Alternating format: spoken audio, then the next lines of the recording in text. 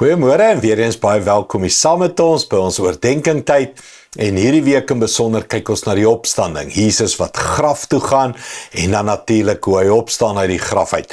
Nog so 'n verhaal van Jesus in die graf. Matteus 27:62 vertel hierdie woorde. Die volgende dag, dit was die dag na die Vrydag, soos eintlik die Sabbatdag, né? Het die priesterhoofde en die fariseërs met Pilatus gaan praat. Hulle mag het nie gedoen het nie, by the way. Dit was Sabbat, hulle moet rus. Hulle mag niks doen op daai dag nie. Hulle het vir hom gesê, "U edele, ons onthou hierdie bedrieger het, toe hy nog gelewe het gesê, na 3 dae sal ek uit die dood opstaan. Daarom versoek ons u om opdrag te gee dat die graf vir 3 dae bewaak word. Dit sal sy disippels verhinder om sy liggaam te kom steel en vir almal te vertel. God het hom uit die dood opgewek. As dit gebeur, sal dinge nog slegter daaraan toe wees as voorheen." Ek het 2 puntjies gou vir jou. Die eerste een is, selfs jou vyande weet wat God beloof het. Die duiwel is bang vir jou mense, en ek sê dit met alle respek van die geesteswêreld waarvan ons eintlik so min weet.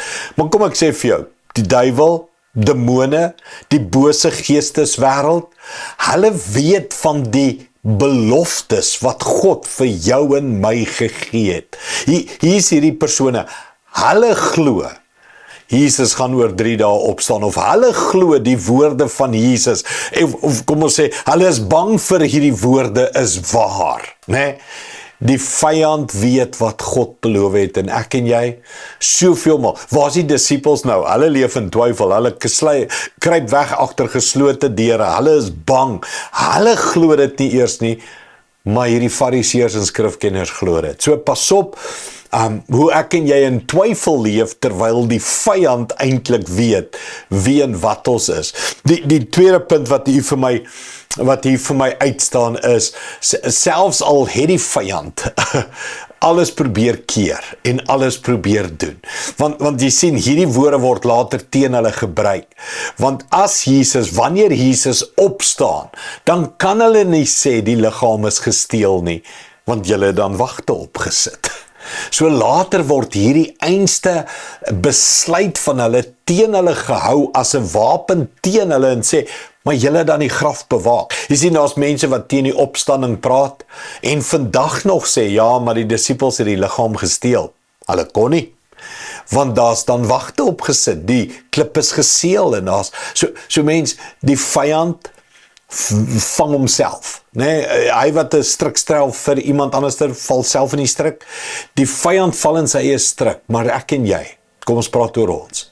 Kom ons bou ons geloof, kom ons bly sterk in die geloof, kom ons val nie vir die leuns nie, kom ons soek nie verskonings nie, kom ons leef voluit vir die opgestaande Jesus wat werklik opgestaan het, wat alles oorkom en wat die vyand teen hom gebring het, wat dood oorwin het. Hy leef en hy leef in jou en my, en kom ons leef dit. Kom ons wag nie vir die vyand om vir ons te sê wat ons kan leef nie.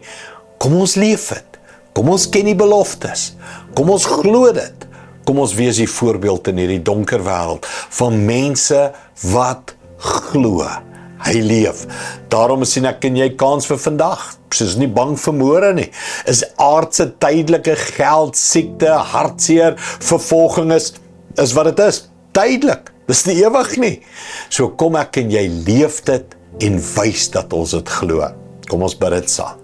Hemelse Vader, baie dankie.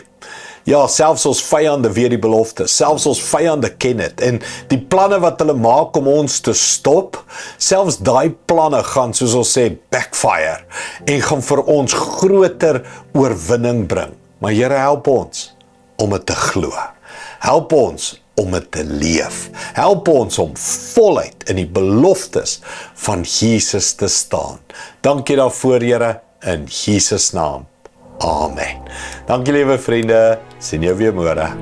Trots geborg deur Evergreen Turf.